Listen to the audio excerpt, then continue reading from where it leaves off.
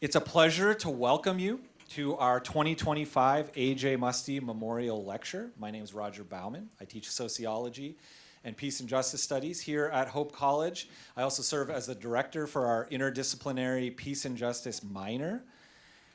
This event and this lecture series are collaborative efforts that involve a lot of stakeholders on our campus, in our community, that put in a lot of work to make this possible. So I just want to say thank you to everyone who's been involved to make this event a reality. It's great to see so many of you here for this important conversation.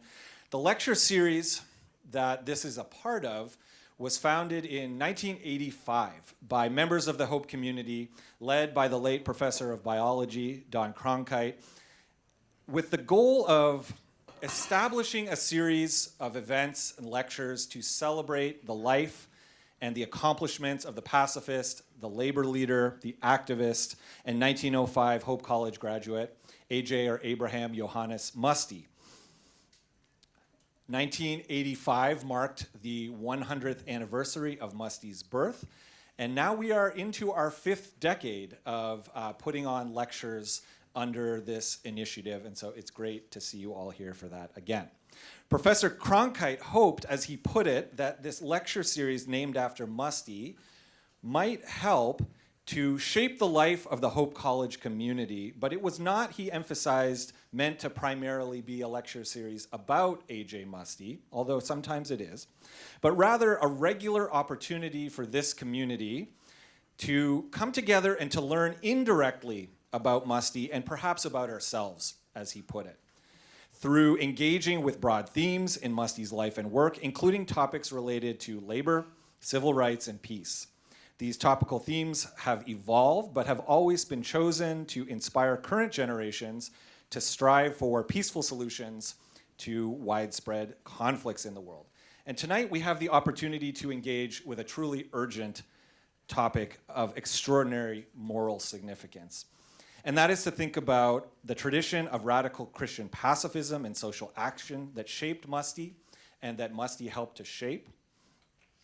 And this is an opportunity to think about how those traditions and Muste's example can equip us to think about and respond to the ongoing crisis in Gaza in ways that extend beyond the familiar frameworks of cycles of violence, and imagining, hoping for, and even enacting liberative and transformative solutions to seemingly intractable cycles of dehumanization, of death and violence and destruction.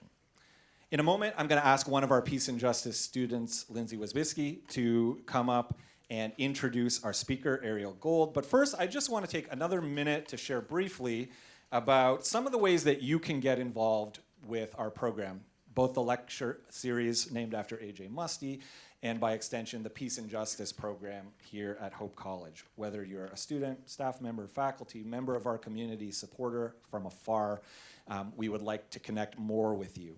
For students, the interdisciplinary peace and justice minor is an opportunity to pair the study and practice of peace and justice with any major or other minors or multiple majors, because as we put it, conflict and injustice exist everywhere, and so the work of peace building and justice are needed everywhere.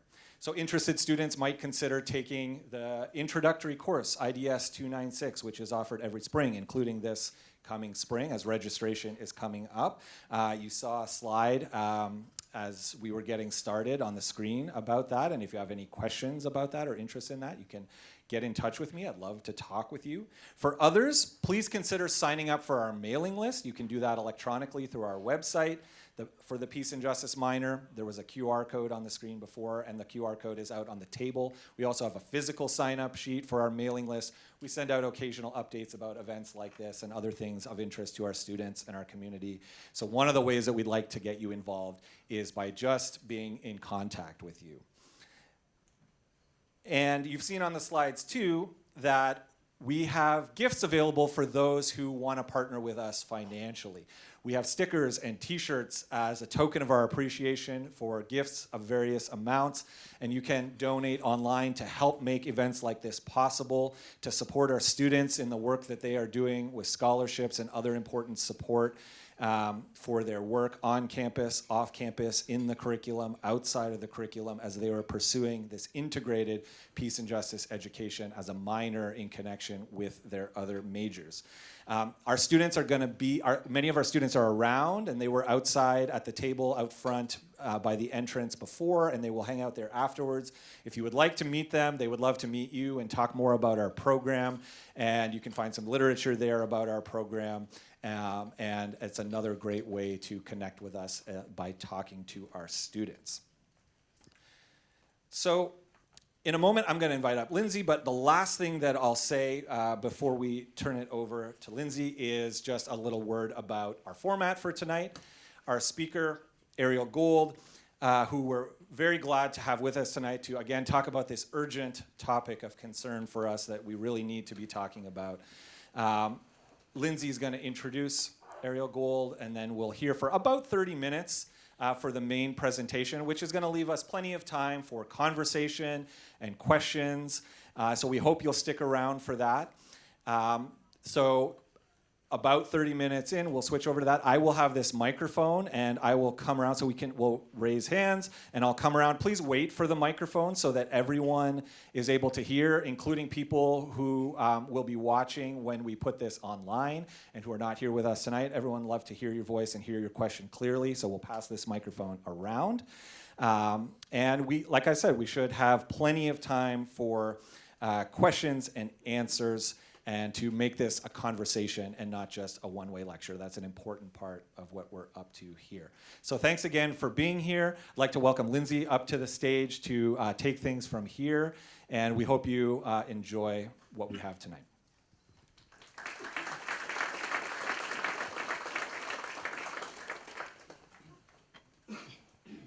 Hello, everyone. I'm Lindsay Wisbiski. I am a senior double majoring in psychology and sociology with an emphasis of criminal justice, and I'm also double minoring in women and gender studies and peace and justice studies. Throughout my time at Hope, I have explored how systems of oppression and conflict impact people's lives and well-being, which has deepened my commitment to understanding global justice issues. Last semester, I researched how war and conflict impacted children's development and well-being. That experience strengthened my interest in understanding how issues of justice and human rights shape people's lives across the world. And it is my honor to introduce Ariel Gold. Ariel Gold has devoted her life to advocating for peace and justice, including the cause for Palestinian rights. In 2018, Ariel was deported by Israel for her nonviolent work for Palestinian rights. She led the feminist anti-war organization CODEPINK and is currently executive director and UN representative of the interfaith organization Fellowship of Reconciliation. The Fellowship of Reconciliation is a global movement founded in 1914 to support the rights of conscience and resistance to war and military conscription. A.J. Muste joined the fellowship shortly after his founding, and Muste later led the organization through an important time in its history. From 1940 to 1953. So in her role as the fellowship's executive director, Ariel Gold is a direct successor to Muste and someone who is carrying the mantle in his life's work and legacy. She has contributed to the books Reclaiming Judaism from Zionism, Stories of Personal Transformation, edited by Carolyn Karcher,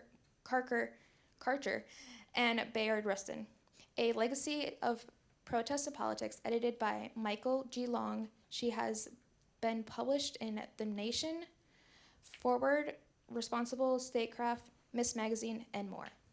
Now, join me as we welcome Ariel Gold.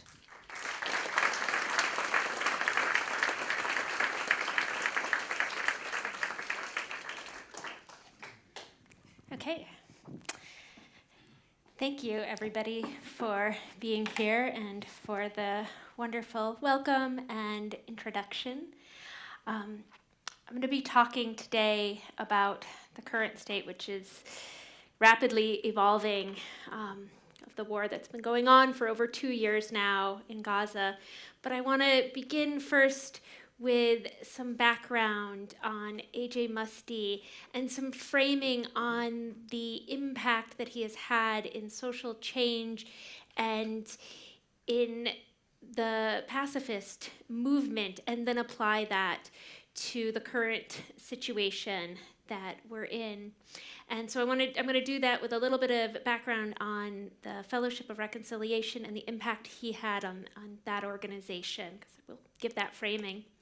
So the Fellowship of Reconciliation was founded in 1914 following a conference in Germany at the outbreak of World War I. And by the time that the conference had wrapped up, the war had broken out. And yet, as they were departing the conference, Henry Hodgkins, a British Quaker and philosophy professor, and Friedrich Sigmund Schultz II, who was the German chancellor to the Kaiser, they were on a train platform in Cologne, and they pledged to each other that regardless of their two countries going to war, that they would retain their commitment to pacifism. And Hodgkins immediately from then founded the first net branch of the Fellowship of Reconciliation in Britain. And Schultz went back to offer his beliefs to the Kaiser, who promptly imprisoned him. Upon his release in 1917, Schultz started the German branch of the Fellowship of Reconciliation. And in the meantime, Hodgkins had traveled to the United States and gathered a group of 68 pacifists in New York who had their own conference, and out of that conference came the U.S. branch of the Fellowship of Reconciliation. And A.J. Muste joined just a couple years after that. Now, following World War I, A.J. Muste's played a lead role in labor organizing, but this actually placed him on the far, far left of the Fellowship of Reconciliation, this pacifist organization, because at that time, pacifism, and this was really the premier pacifist organization in the world, pacifism was viewed by them as inherently passive, as inherently individual and about individual morality and how we relate to one another, and one's individual refusal to serve in a military because those were their personal religious beliefs, rather than, as A.J. Muste, when he was pursuing, he at that same time was out at the textile workers strike, if the right strike, one of the big strikes, and engaged in direct action. And so he saw pacifism more as a praxis of putting theory into action. So there was a time in the labor strike there where the police had mounted machine guns on the front of their police cars, and the labor organizers, who at that time, the main organizers, the union organizers, were not themselves on the picket lines because they knew that they were the front line and they would be taken in right away and beaten. So they put those machine guns on the front of the vehicles, and some of the people said, well, let's turn the machine guns around and turn them on them. This is how we will win, and we can do this. We have the numbers. And A.J. Muste talked them out of that, talked them into continuing the picket line instead, and he himself said, I will be right on the picket line with you. And he was beaten badly and taken to jail, but he left jail and he went back out to the picket line right at that same time. And that for him was, not just for him personally, but for everybody on that picket line, was an incredible inspiration, an incredible morale boost, because when we work together and we see that we can reflect violence back and return it with love, it is an incredible experience. And that, for even within the pacifist movement, placed him very much on the periphery.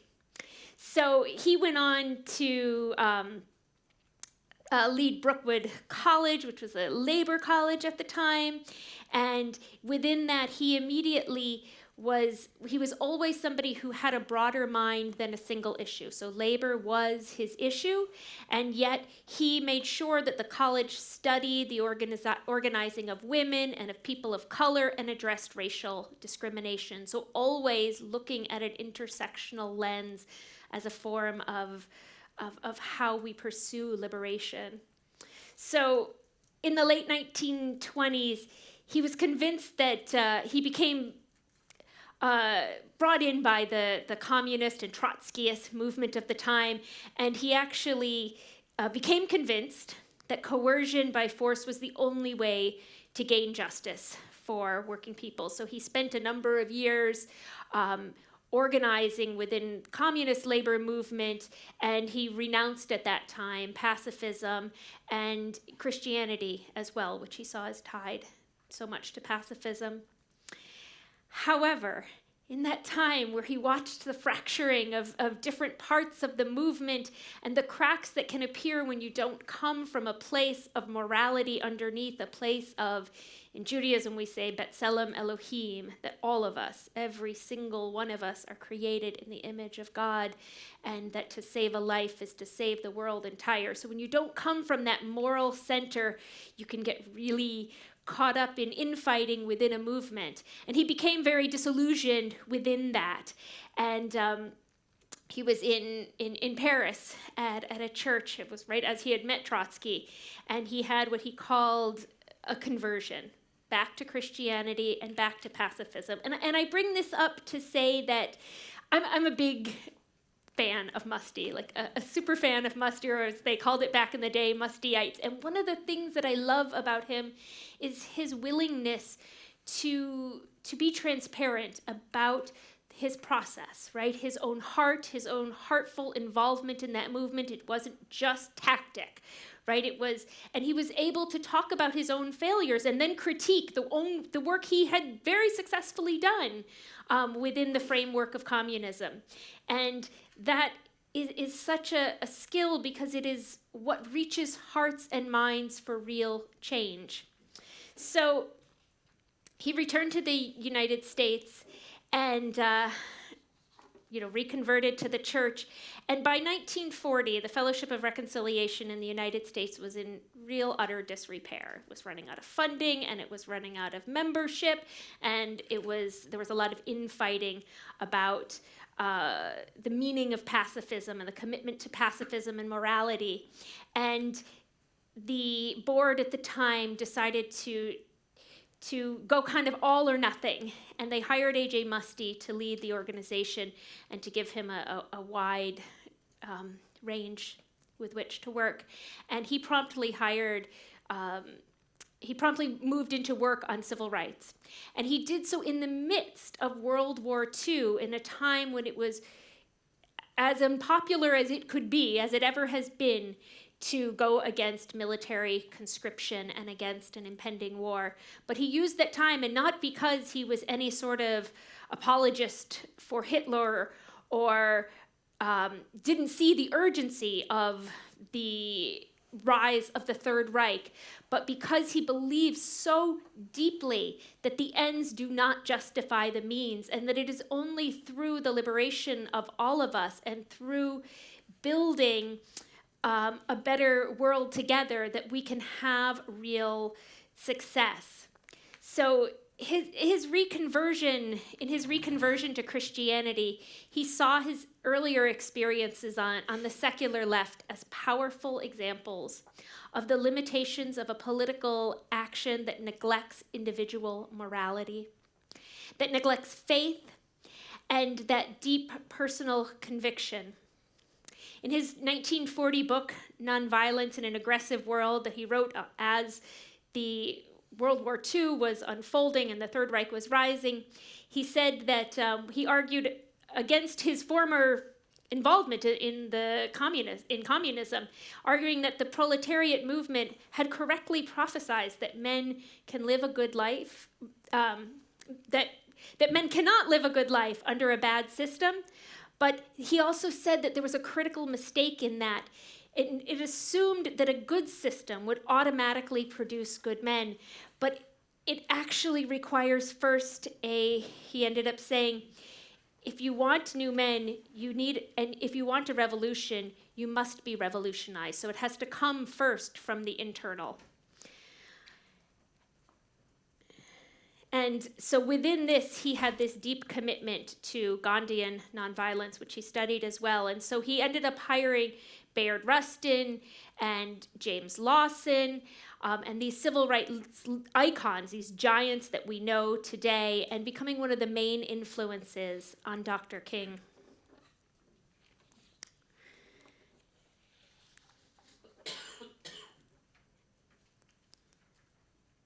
So now I want to, as I move into the current moment and what A.J. Muste might have thought about the past 2+ years of complete destruction that we have seen, I want to speak more about Muste's return to the philosophy and how he saw pacifism as not an unrealistic ideal, but as the only possible way to achieve revolution.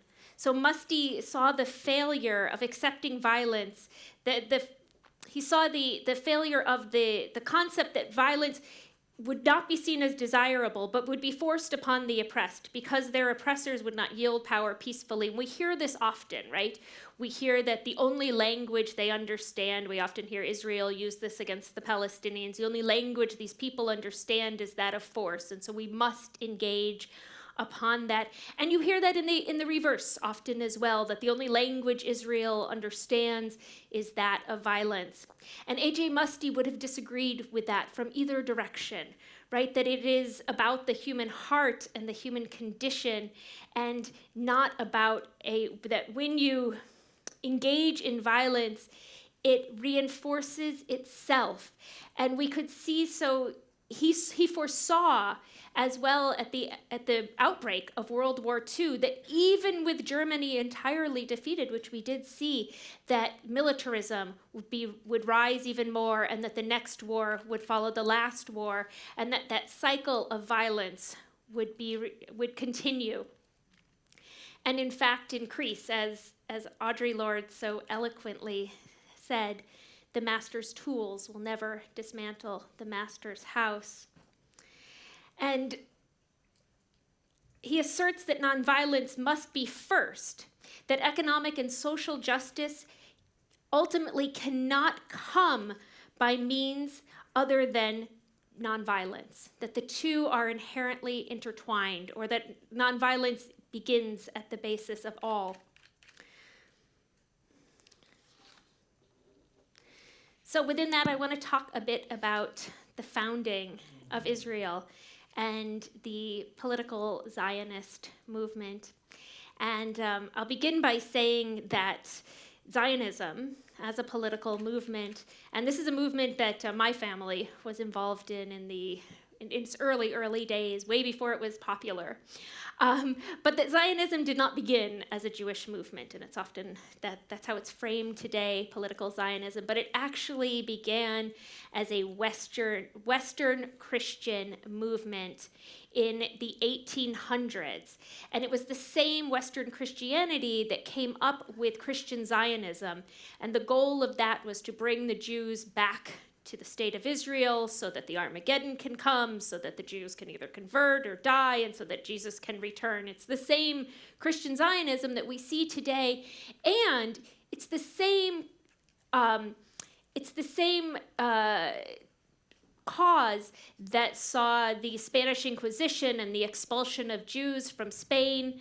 My family, in fact, my daughter was there today, came from Toledo, Spain, and we were expelled in 1492. So it was that same bigotry and hatred and violence, and that same bigotry and hatred and violence that birthed the Holocaust as well. So that actually began earlier as a Christian movement, and then when we move into Jewish political Zionism, it was birthed out of a nuance, because we often hear today on the left that Zionism is exactly the same as racism, and there's a failure to understand kind of a nuance there, that anti-Semitism doesn't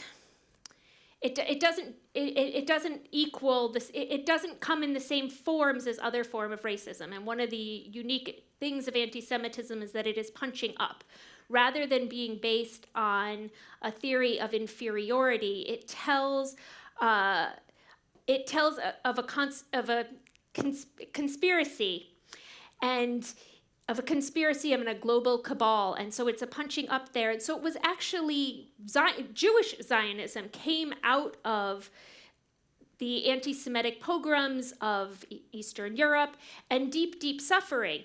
And at the same time that Zionism, birthed by Theodor Herzl, believed that the ends would justify the means. So if we go back and we look at Theodor Herzl and his writings as he spoke about Zionism and as he formed the First World Zionist Congress, he says very, very openly that the natives must be expelled from the land. And there is full recognition that a people are there, and it's justified. He justifies the displacement of the people because it is true, Jewish suffering was a real thing. And then if we fast forward past the Holocaust, there were hordes and hordes of stateless people in desperation. We could look even during the Holocaust, ships that either made it to Palestine or a ship that made it to the US and was turned around and returned to the concentration camps in the Holocaust, and the people passed. So you can understand the desire, right? But it was based in this false notion that the ends could justify the means, that truly there were a people that needed a home, but the falsehood there was that an initiation of violence from the beginning could birth a good thing. And so we have Israel formed on the dispossession of land from the Palestinian people, the ethnic cleansing of 700,000 Palestinians from their land, and brutal, brutal massacres that took place. We have the laying of landmines on railroad tracks that took civilians' lives. And we have this whole society that is birthed in violence and believes that it can maintain itself. And as A.J. Muste saw, violence begets violence, right? Those ends don't justify the means. And so you have a system that inherently needs more violence and that inherently moves towards a dictatorship. And in this case, in Israel, that was full conscription into the military. And in 1967 was the Yom Kippur War and the seizing of Jerusalem and the West Bank, and that today still to only be held by force. We have during that time, and one of the ways we can see this contradiction is Israel acknowledges in their landmine, in terms of the landmine treaty, they refuse to join the international landmine treaty, not because they don't recognize the danger of landmines and the indiscriminate death and destruction that they cause, but they say it's necessary. It's necessary because they must defend themselves. And so there were landmines laid throughout the West Bank, because when you need to hold and gain power, you can always find an excuse and a reason.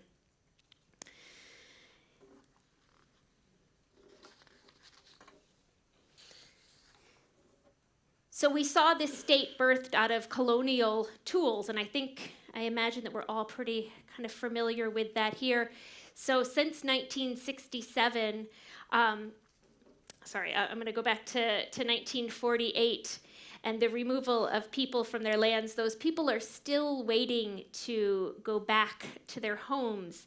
And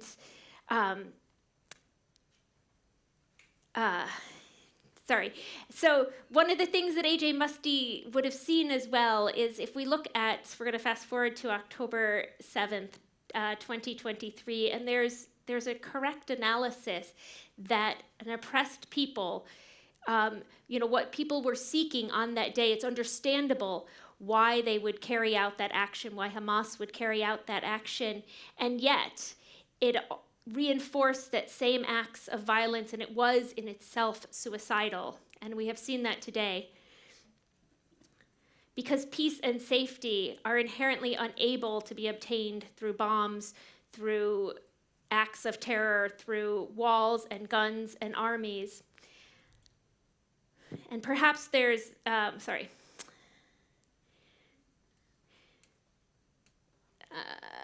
me just catch up with where I am here. Okay, so, yes, so going back to October 7th, we have this horrific moment, and on October 8th, I said, this will end in a land grab, because it is frequently a land grab that Israel does. When there is an act of violence carried out by Palestinians in the West Bank, Israel responds by building settlements and homes. And when this happened on October 7th, we saw, I foresaw that Israel would take land. But we want to look back a little bit as well into October 7th. So the area of where the October 7th attack happened in 2023 is called the Gaza envelope, the area right outside of Gaza. And it's actually the remnants of the Israeli peace movement. This is kind of the progressive left, and it's the kibbutzim, and that's many who were killed that day. So among them we have Vivian Silver, who is a founder of many peace movements in Israel and spent her time driving people from Gaza that could get permits to go to the hospital, driving them from the border to the hospital. And she was one of those that were killed that day. She was on the phone with her son, who today carries on her work. And yet at the same time, so this was the initiation of this brutal war that we have seen, right, unfolding for the past 2+ years, and that has taken at least, I think the number today is 69,000 lives, and yet we know that it is probably hundreds of thousands of lives, and that the fate has been written for so many of those inside of Gaza, as as starvation has already taken hold, and even if aid is to surge in, the outcome is already set. And yet within that, we have movements that are addressing this and that are seeing this as a liberation movement. And one of those that I want to speak to is the conscientious objector movement in Israel. So there has been conscientious objection in Israel since before the founding of the state. In fact, there was a local branch of War Resisters International that was established in 1946 by a Zionist pacifist who was expelled from his kibbutz for refusing to enlist. And then in the first decades of the state as well, we have conscientious objection. And the conscientious objectors in Israel does not recognize conscientious objection, not by international law. And so in order to get out of military service to be designated as a conscientious objector, you have to qualify there under that old definition of pacifism, as though you would allow somebody to rape you and not even try to push them off, as though you have no politics at all, that you are simply opposed to any forms of violence, but without a political praxis. And yet we have people from that early time that have refused to serve. And since this war has broken out, that has expanded greatly. There is a young man, I forget the name, who just last week went into prison in Israel. And the conscientious objectors who are going into prison in Israel, it is a choice it is that political praxis. It is a choice in order to create that kind of change, in order to recognize that there is a third way between being killed or killing, that we can, in fact, create a better world. And we know this as well because it's 13% of conscripted Israelis. And in Israel, not all people are conscripted. There are religious exemptions, and Palestinian citizens of the state don't serve. But 13% of those who are conscripted, who are majority Jewish Israelis, get out on a notoriously easy to get mental health exemption. And yet, we still have these young people who are choosing instead to object and to go to prison in order to say, I want a different world and I want a different country where I live. And we have as well, we've seen throughout this period of war a surge of avoidance, of war avoidance, we would call it as well. So we have Israelis who are refusing to oh God, what's the word? I'm just forgetting it. But reservists, Israeli reservists who are refusing to go back in and who are avoiding it by any means necessary, whether that's leaving the country, whether that's hiding out. And we even have organizations there that help folks get this exemption. And we saw during that time when the bombs were falling heavily that the hostage families, before the hostages were returned, they as well were calling on reservists not to show up in order to stop this war.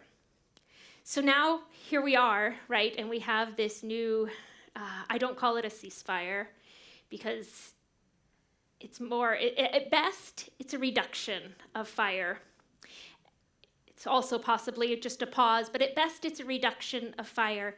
And we appreciate that reduction of fire, that any day that bombs are not falling. And A.J. Muste was as well a pragmatist. So you take what you have and you work with it. So any day that the bombs aren't falling as much, because they are still falling, but if they're not falling as much, we have more opportunity to organize and to come together to support the conscientious objectors, to support the protests, to support the flotillas that are coming. And what we have, though, with this peace plan by Trump, as it is called, is Israel has withdrawn to, it's a yellow line, they're actually marking it now with basically kind of sticks out of the ground that my guess is they will build a new fence or a new wall, but they have taken 58% of the land, and the remaining land is sand dunes, so it's not farmable as well, that Palestinians are squished onto. And what we saw during the war as well is the empowerment and the arming, quite literally the arming of rival gangs. And I would consider Hamas a gang as well, but we now have additional gangs. Some of them are ISIS affiliated, some of them are family clans, and what we're seeing now is what Muste might have called the real success of a war, which is that Israel doesn't need to fight it anymore because the violence has turned inward. Because now the violence is taking place inside. We're seeing Hamas is carrying out executions inside Gaza itself of anybody that was a collaborator during the war. And we see the fightings of the gangs and an increased, of course, repression, because you don't need to police a people who are killing themselves. And so we have here a really dangerous situation, and we have gangs that are armed, and within that we also have the ability to spread arms further, because it's somewhere between different estimates, about 70,000 unexploded armaments, bombs, munitions, somewhere between 70,000 and 200,000. They estimate that between 70,000 and 200,000 were dropped, somewhere between the equivalent of 5 or up to 15 Hiroshimas, that type of explosive power.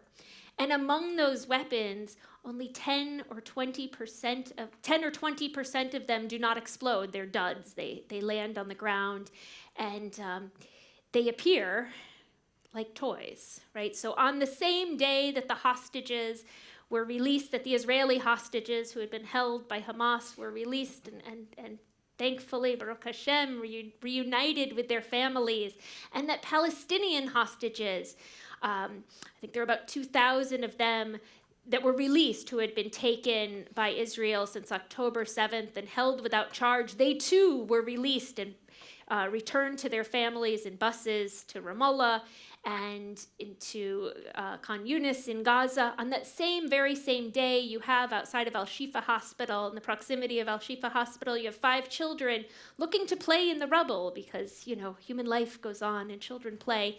And one of the toys that they play with is one of these explosives. And this is far from the first of those. They are the equivalent of landmines because they are throughout the rubble and take special equipment to be dismantled and removed. And so we will continue to see these kinds of deaths and maimings that will go on long past the actual dropping of the bombs. And that said, of course, as we saw just the other day, the bombs are still dropping. So, what are the solutions here, and what would he have wanted to see if he were alive today? What would he have supported? And certainly he would have supported the conscientious objector movement of these brave Israelis who are refusing conscription. And the refusal of conscription for them in that society is very much like what it was to not serve in World War II or to be opposed to U.S. entry to that war. You are maligned in society. It is difficult to find a job. Often you lose your families.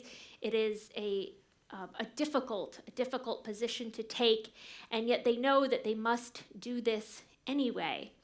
And these young Israelis who are refusing to serve, they then spend their time, they are frequently in the West Bank doing what we call protective presence, which is helping, going with Palestinian farmers to do their herding. Right now it's olive harvest time in the West Bank. It would be in Gaza, but I believe there are no trees left. They accompany them to provide as a Jewish Israeli face some degree of protection. And I'll speak a little bit of my personal history and experiences in the West Bank that saw what requires and what I believe A.J. Muste would want to see as the changing of hearts and minds from the inside. Because we see this conflict, sometimes people choose a side, right? I'm pro-Israel or I'm pro-Palestine. And then they butt heads and go at it. But as A.J. Muste said, we are all people here together.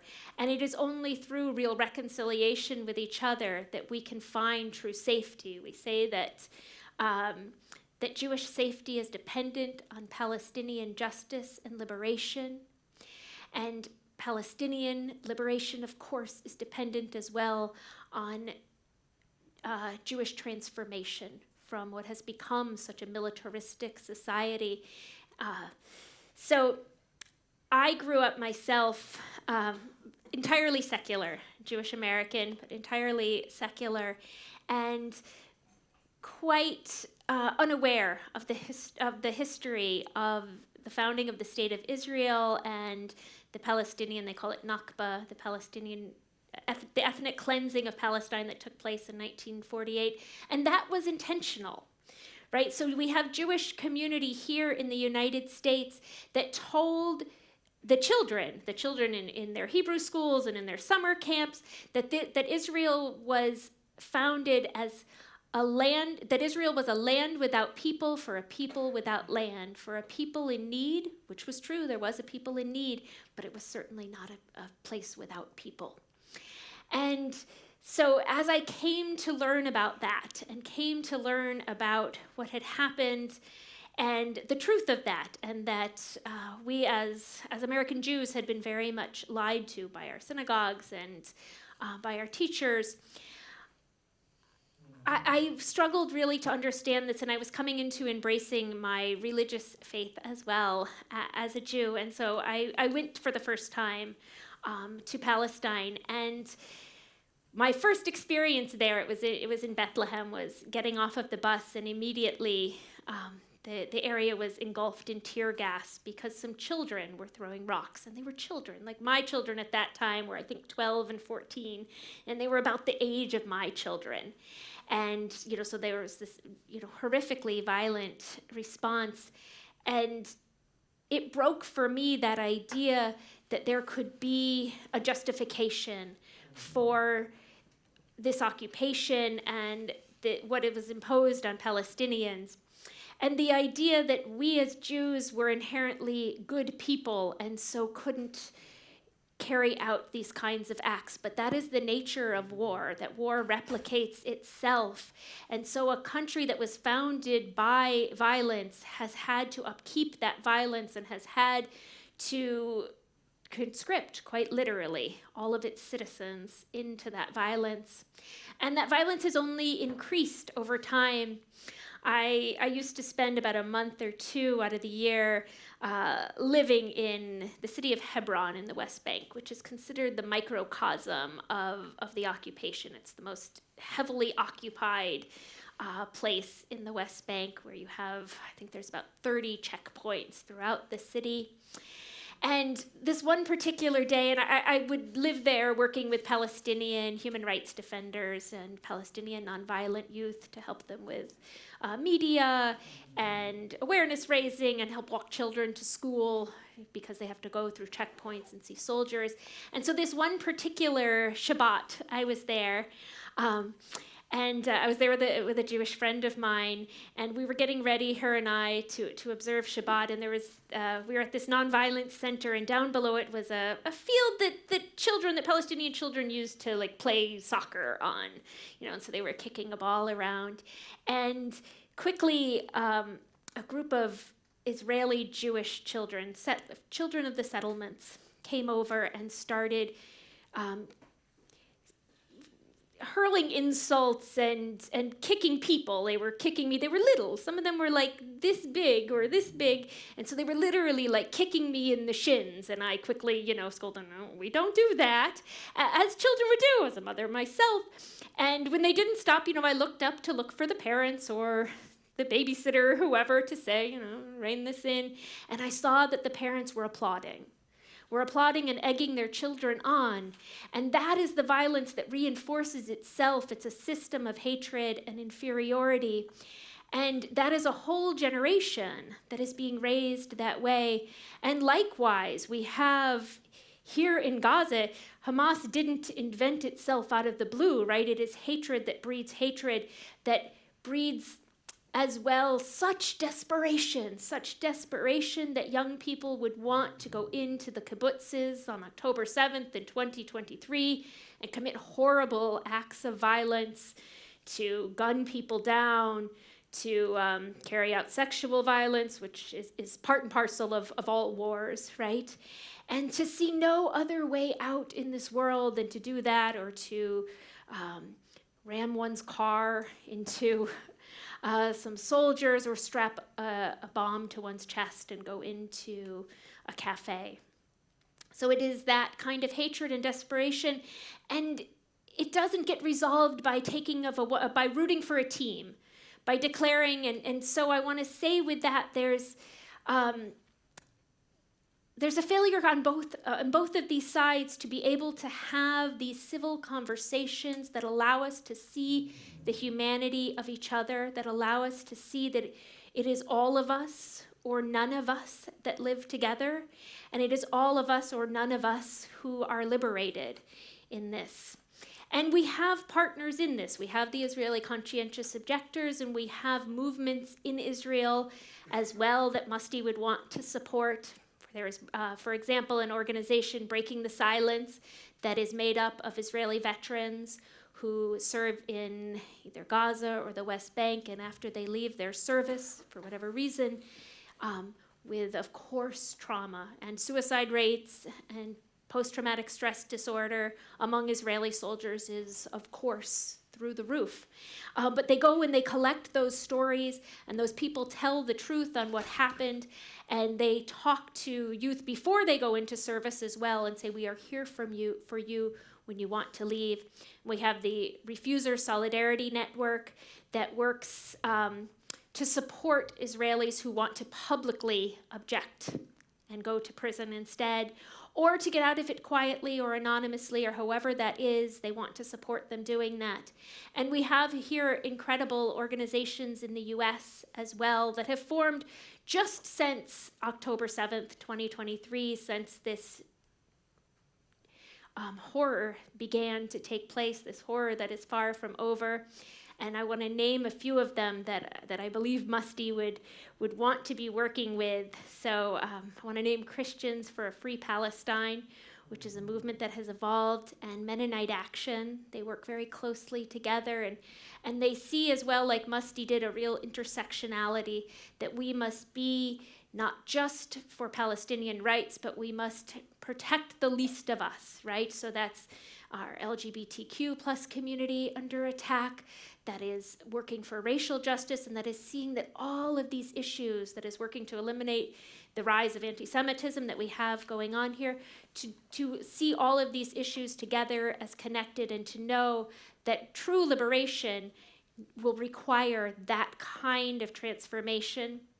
We have as well Rabbis for Ceasefire that formed after October 7th, and this is a collection of rabbis that call for the end of the war, that take to the streets, including on the Jewish high holy days this year, while many of us, myself included, were fasting for Yom Kippur. They were in handcuffs in the streets as rabbis, and that have, like Muste, searched back into his Christian faith, that search in the Jewish faith for those same morals and ethics, for that same belief in God, that look to the types of Jewish scripture that say it is better to be killed than it is to kill. And if you come upon that state, if you're in that, that if confronted with having to kill somebody, if it is a civilian,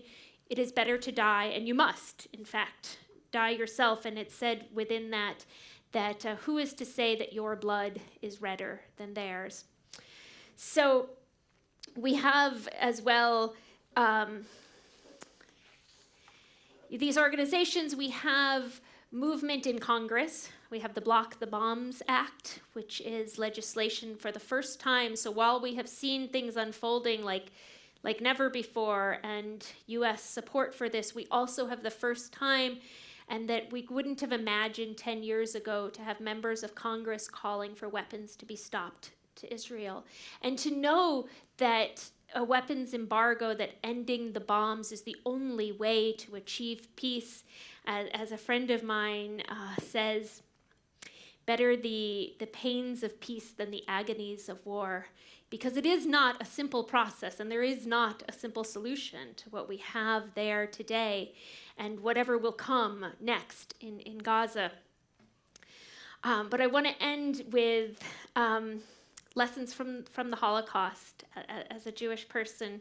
So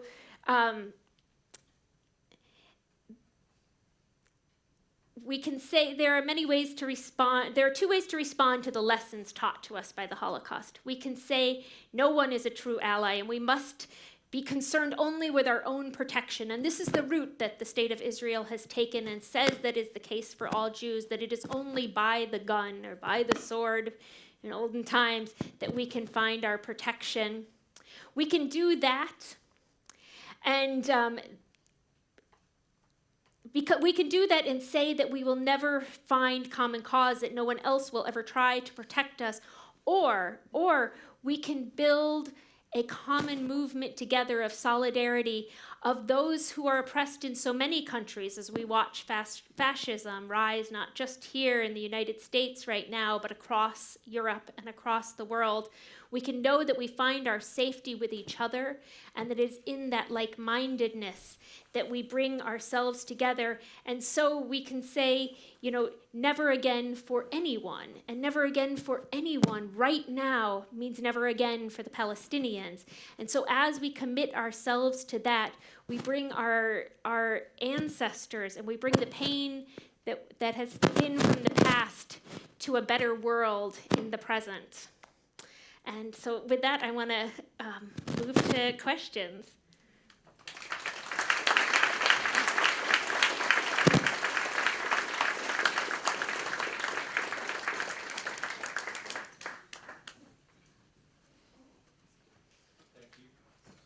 Thank you, Ariel. Thank you for being with us tonight. Thank you for that message. So I have the microphone here. We have about 30 minutes for questions. I'd love to start with questions from students in the room to give priority to that, maybe the first 2 or 3 questions, if there are questions from students. And then we'll open it up from there, and we should have time for a lot of conversation.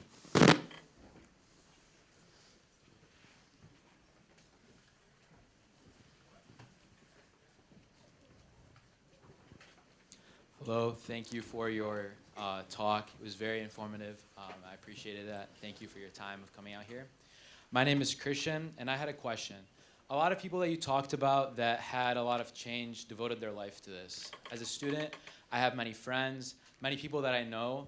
The second it comes out to speaking out about these things, your job is gone, your internships are gone, your reputation is destroyed. There's many websites like the Canary Project and stuff, and for me, I'm not ready to give my life to this cause when I want a family and I want to help other ways that I think instead of just being silenced right out the gate. What would you say to that from students that don't want to lose their futures? Such a real issue, right? This is one of the issues of our time right now. And we know that it is beginning with Palestinian rights, and the attacks are not just on students, though that's the front line of the target. There are attacks on organizations like Jewish Voice for Peace as well, organizations that work for Palestinian rights. And it is a widespread, we often call it a second McCarthyism, right? We're moving into that. And I think it's a combination there that some of us will be on those front lines, right? And A.J. Muste paid those prices as well, all the way back to World War I. At the time that A.J. Muste joined the Fellowship of Reconciliation, it was around the same time that Jane Addams, the founder of modern social work, and, joined the Fellowship of Reconciliation as well, because she was a pacifist.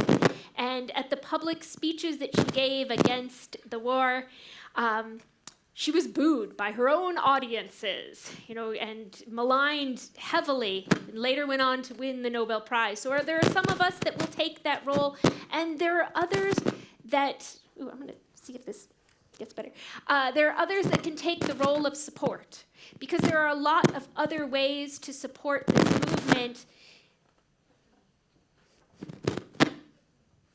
that are not that, right? That are not that much on the front line. So working simply for that free speech movement, working simply for that right to have those conversations. Sometimes it's to be able to have the discussions alone in your university. There's advocacy that can be done those places too. And so, yes, these are dark and dangerous times, and there is a role for all of us, and none of those roles are to be silent. But there are different roles that we can take in different ways that we can show up for each other and show up and support each other and support this liberation struggle. And I will also add as well that there are excellent organizations that provide support in this movement, that provide support in this moment. There, for example, there's an organization called Palestine Legal that handles these cases. It's a collection of attorneys who they must work around the clock because there's a lot to do today. But there are those many roles to play, and there are some of us that come out with a criminal record from activism, and there are others that go to law school and defend those people. So we each find what we can do, and we do our best at that.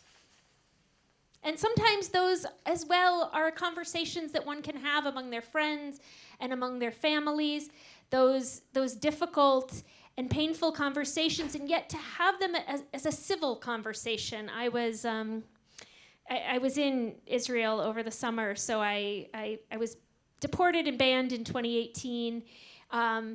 but then I managed to get back in this summer after 8 years.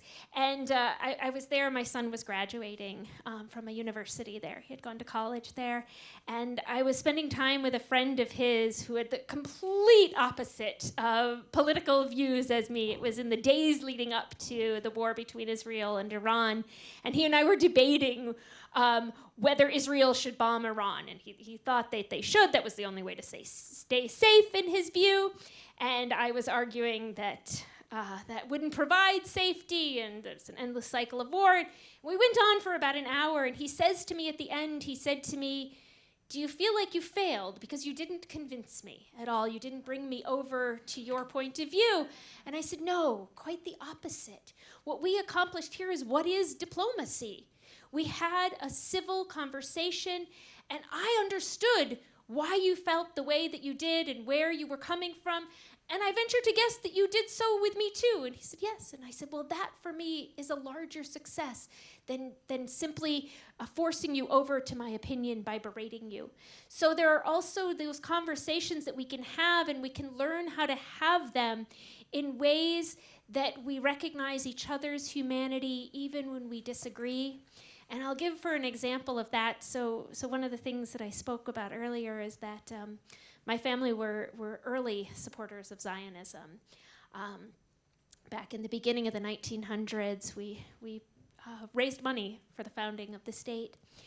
And I came into my own as an anti-Zionist, and as a very proud anti-Zionist, and a campaigner for Palestinian rights and all of that, and I had long identified as an anti-Zionist. And I look out now sometimes and I see the word Zionist used as a pejorative, as an accusation, as a you Zionist, the equivalent of you racist, and I don't want any part of that. That's not what it means for me. I'm happy to discuss and debate Zionism, whether that's Christian Zionism or it's Jewish Zionism, and what it has done to a people, what it has done to many people, because it has also torn apart the Jewish people and the Jewish soul. But I am happy to talk about that, but I am not happy to name call and accuse each other, because that is not where we win hearts and minds.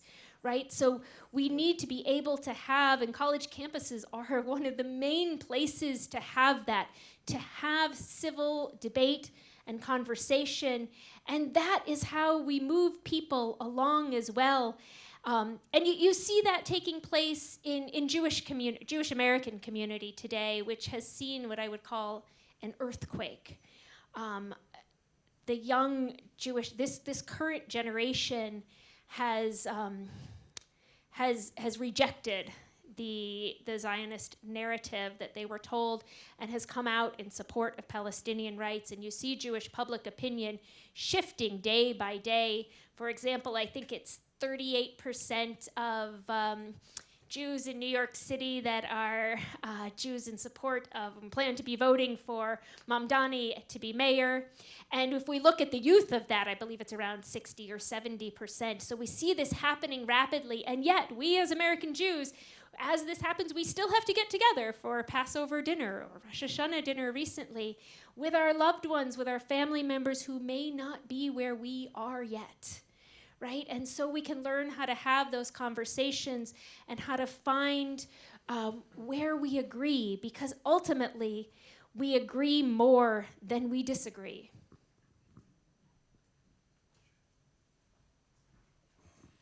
Are there other students' questions?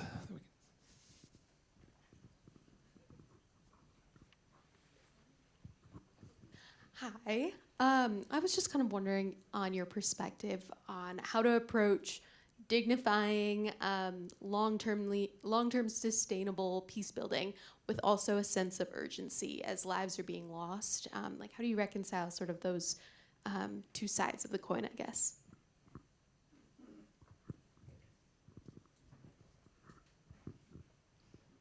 Oh, that's such a tough question, right? And I think we can do both. And so there's different times for different things. There's a time to be in the streets and to be carrying out civil disobedience, and there's a time to have those civil conversations. And we can do both at the same time. And as I spoke about Muste being a pragmatist, I myself am a pragmatist as well. And so, of course, there is an applause to the reduction in violence that is Trump's plan. And so we can do all that we can to support that holding and to support it growing and to support an international peace presence, which was something that Muste called for way, way back in the day.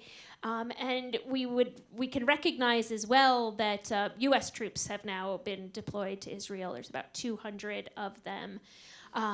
So we can recognize that that is growing, but where are the areas that we can support to hold this in place, and how can we support Palestinians to resist peacefully and to have resilience, right? To endure the suffering that is, and we can advocate with our own government. So the Block the Bomb Act is growing, and we have other acts as well, even if they are just to get aid in.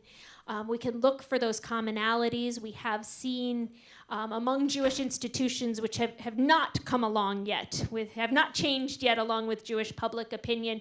But when you get down to smaller issues like aid, they will speak up there, and so we can push where we can. These are trying times, but we don't give up, and we find whatever areas we can to make things even just a little bit better. Let's take one more student question if we have one. Okay, back.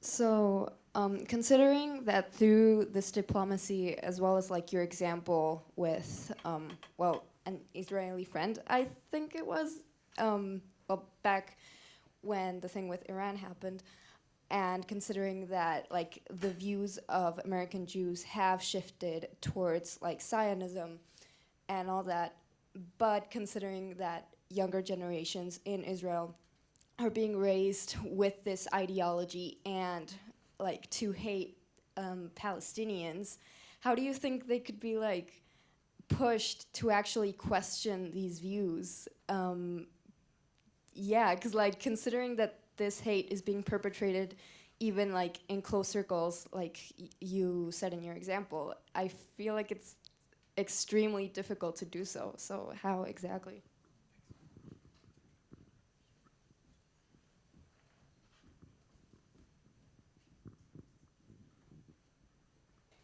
I wish I had full answers to that, other than we do what we can in each moment.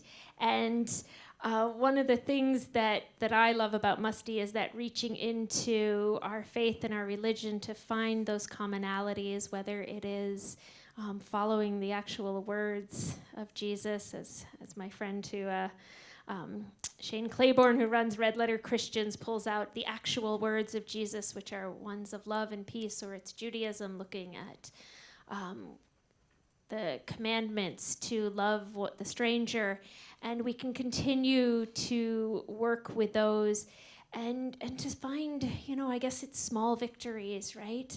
So there are ongoing delegations that go to the West Bank to do protective presence, whether that's right now with the olive harvest.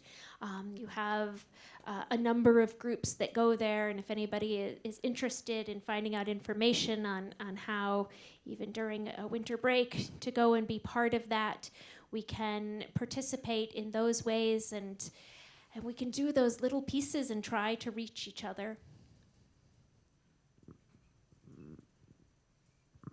Okay, let's open it up to questions from all lifelong learners, not currently registered as students necessarily.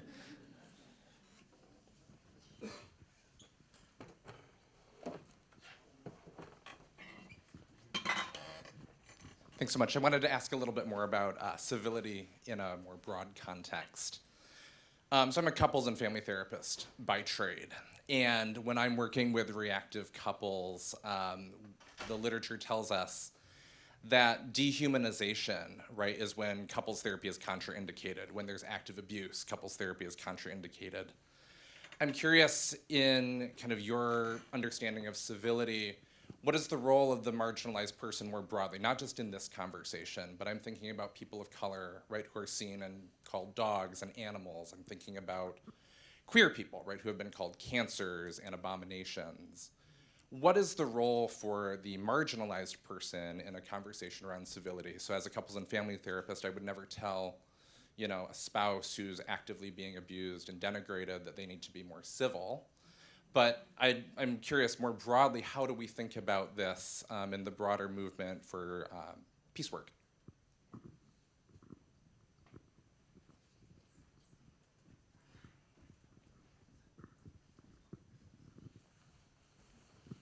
Yeah, absolutely. It is, and especially in this heightened moment here in the U.S., right? It's not just Palestinian rights. We have so many issues that are this heated.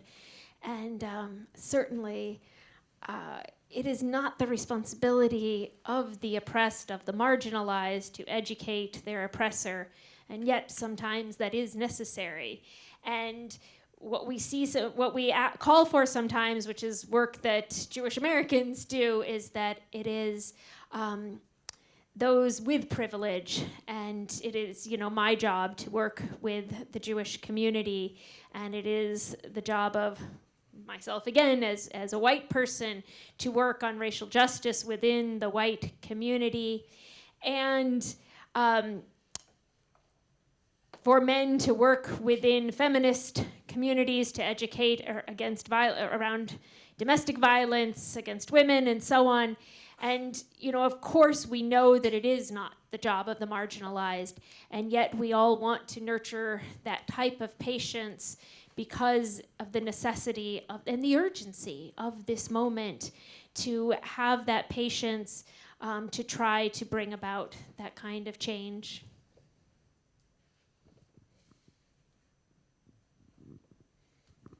Others.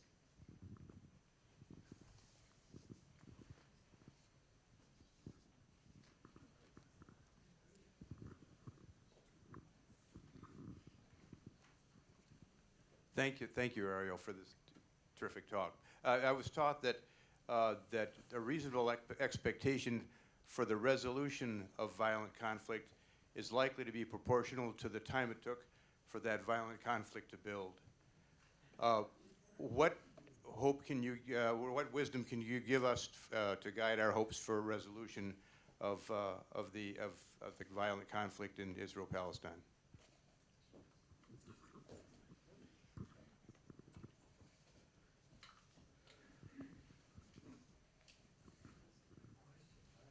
Can't say I have much hope these days, and yet the best example of hope I can give within that is, you know, my recent time there, spending time with these young conscientious objectors, as well as older peace activists there, and they have hope. They are not looking to leave, but they are steadfast in reforming their country. And I guess I could say as well that the job for us here as Americans is here at home, and it is to lead by example. It is to address the ongoing rising military budget that we have every year, or the guns that are in our streets, in our schools, and so we can lead by example that way. And I would call it like disarm first, right?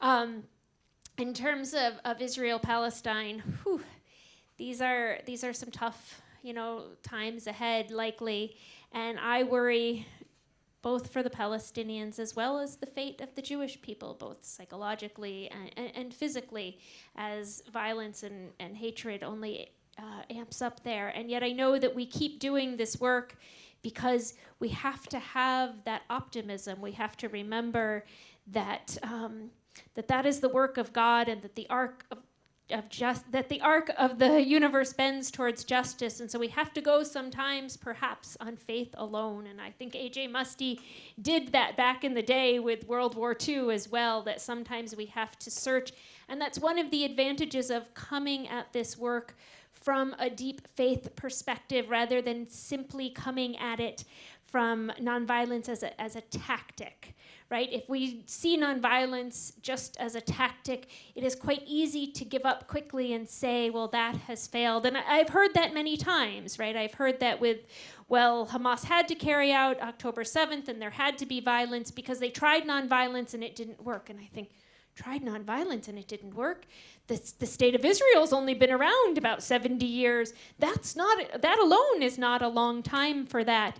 And so we can also recognize there have been some beautiful movements that have taken place among Palestinians in the pursuit of nonviolence. And I'll speak to one of my favorite of them was back in 2017. The state of Israel had put up metal detectors outside the Al-Aqsa Mosque during Ramadan, making it difficult for people to go in and pray. And naturally, people rose up and they started praying in the streets, and it became a prayer protest day after day, and tear gas was shot at them, but you had thousands of Muslim Palestinians, and you had Palestinian Christians as well in support, kneeling down in prayer, and the metal detectors came down. So there are moments, and we have to grab onto those moments, and we have to learn from them and increase them more. We have the Great March of Return that took place in Gaza, of Palestinians peacefully marching to the fence. They were shot brutally, many of them in the knees, and yet they persisted. And so we have to lift up those moments and those efforts and give them our full voice and support, and know that there is only one solution for all of us, right? There is only one chance for humanity and liberation. And so we have to continue to pursue it.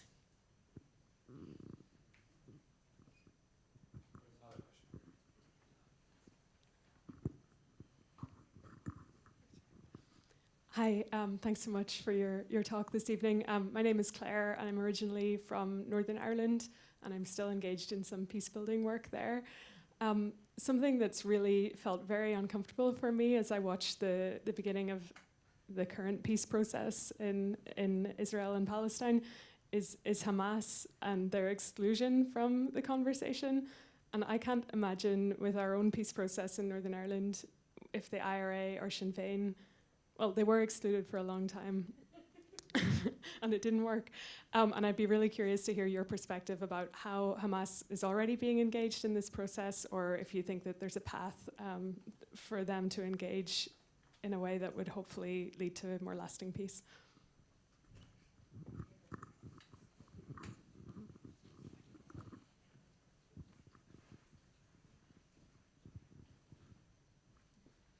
That is the definition of diplomacy, right? It is not to talk to our friends, but it is to talk to our enemies.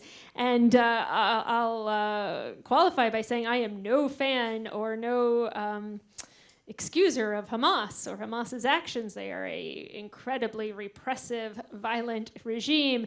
And yet, yes, as the governing power, they do need to be in the room to have conversations, because that is the art of diplomacy. And you know, in Trump's language, that is the art of the deal. And if you want a deal to hold, you don't just want Hamas, you want the Palestinian Authority. And at this point, you might need some of those horrific gangs that are there.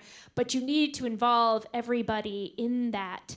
And we can continue to push for that and to find avenues to support the work, though it doesn't have any teeth, but of the United Nations, and to have those difficult conversations. Because it is only through that we actually can achieve a real ceasefire and true rebuilding, and that we can, Israel keeps going on, and they've been doing this since October 7th, right? We will destroy Hamas. We will root them out and destroy Hamas. And come on, you cannot bomb hatred. It doesn't work that way. With every bomb that's dropped, you create another Hamas. You create ISIS 2.0. You birth the next violent action. And so it is only by the reduction of that, by the actions of civil society to build those bridges and to find ways to have those difficult conversations with those that we disagree. So I certainly don't have any faith in this, Trump administration that will be done, but I do believe that we keep pursuing that, and that we keep naming that as what is diplomacy.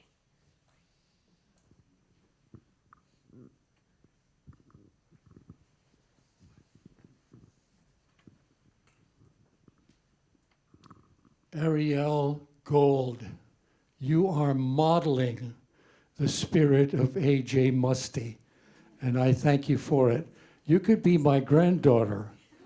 I am so pleased that your generation here in the United States is willing to look at the underlying causes of the so-called conflict in the Middle East.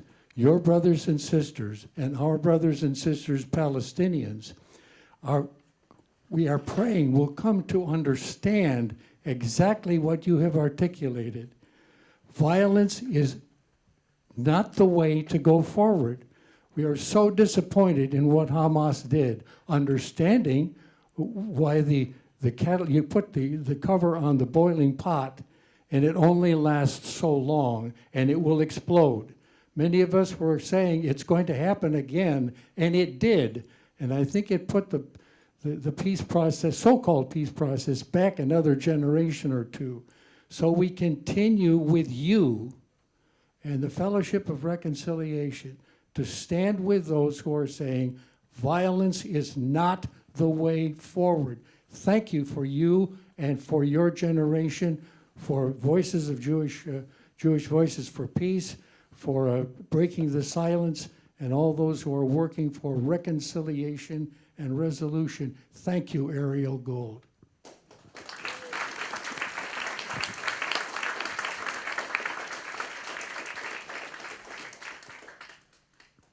Thank you so much. I'll say among Israeli activists, they call it co-resistance, right? That Israelis showing up with Palestinians in solidarity is co-resistance. And so to commit to that, and that it begins here at home, right? Because it is the US, right, that is funding and fueling this, and that is ultimately the key to ending this, right? It is the stopping the flow of those weapons. We saw over these 2 years things really shifting in Europe. We saw Spain do an arms embargo, and I should qualify that by saying that Spain didn't sell any arms to Israel. However, they did purchase some, and so they did stop doing that. And we saw other countries considering that as well. And so there was movement. It was only a matter of time before we saw more in that direction. And yet, without the US on that, it goes nowhere. It is the US weapons that they rely on. And we know who the winners of this or any wars are. And they are the merchants of death. They are Lockheed Martin and Boeing and Northrop Grumman or Elbit Systems, the Israeli weapons companies. And that we see that in the proliferation of the war in Ukraine as well, that needs difficult diplomacy. It wouldn't be called diplomacy if it was easy. And it gets harder by the day as the injustice gets more and more entrenched. And so we commit ourselves again to co-resistance and to not look for shortcuts. I see that sometimes when I see colleagues of mine look to Marjorie Taylor Greene possibly as applauding for some good votes, right? She voted against the weapons, but she comes from a place of hatred of the LGBTQ plus community and of pursuing anti-Black racism and anti-immigrant racism, and we know that does not bring liberation. And so just as we know that Hamas couldn't bring liberation on October 7th, we know that our liberation is intertwined with each other. And so we have to hold firm to those values and that commitment, as Muste said, to our belief in God and to our knowledge that it is up to us to do the work, right? That God sets the tone, that God tells us what it is that God wants done, but it is us who must do the work, and we have much to do.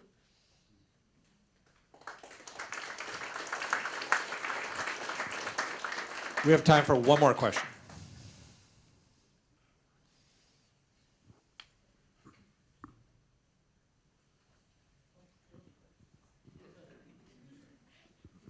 Thank you so much for this. My father was a conscientious objector during World War II, and he worked with A.J. Muste in the Fellowship of Reconciliation. There was a research study done following up on all those conscientious objectors. and what their lives meant after that. And a very significant number of them went on to do incredible social work. I don't mean just social work, although my father was a social worker, and founded one of the first programs for developmentally delayed individuals because there was no place for them. Many other conscientious objectors did the same thing. So what I want to say is that when people make that move, it changes them for life, and it changes communities and neighborhoods they go into after that. Yeah, sometimes we don't know whose life we touch with the sacrifices that we make or the conversation that we have, and yet it carries on and it becomes a momentum. We can look back to the Vietnam War, which is possibly the only time in history that conscientious objection or war evasion, draft dodging became trendy. Right? It became something that was so insurmountable that the Nixon administration did a study of how to deal with all of the draft resistors and ended up saying there are too many of them. We can't do this. We cannot jail them all. We cannot, deal with them all. And that was the end of conscription in the US to date. So we know that that is possible, and we have to keep moving towards that. And I'll say again, yes, Israeli society is so far, it has moved so far to the right and is so militarized and so horrific. And yet we have seen a wave of conscientious objection and draft dodging since this war broke out. And we have seen that become its own momentum in Israel. And so we take that moment and we build from there. We tell those stories. And I encourage folks, it's called Refuser Solidarity Network. And that's the organization in Israel that supports the conscientious objectors, or they support each other through, and they tell the stories, and you can follow along with somebody, with whoever just went into jail. You can write to them and give your support, and it means a lot to them to receive that support and to find out who else in high school, because they're high school students there, is pledging not to show up. And they're really inspirational stories, and a lot of them get their strength from the American resistance movement, and so they very much want to hear from us and want our support that way. So I encourage folks, again, it's Refuser Solidarity Network. I encourage folks to sign up for their newsletters and get those updates of the conscientious objectors there as they continue to refuse their service. Okay, thank you again, Ariel. That is the end of our time. The last thing I'll say before we leave it is please take a moment to meet some of our students on your way out. They'll be at the table in the lobby. We'd love to talk more with you about our program, have you meet our students and find out about how you can connect with the work that we're doing. And join me one more time in thanking Ariel Gold for her generosity in being with us tonight.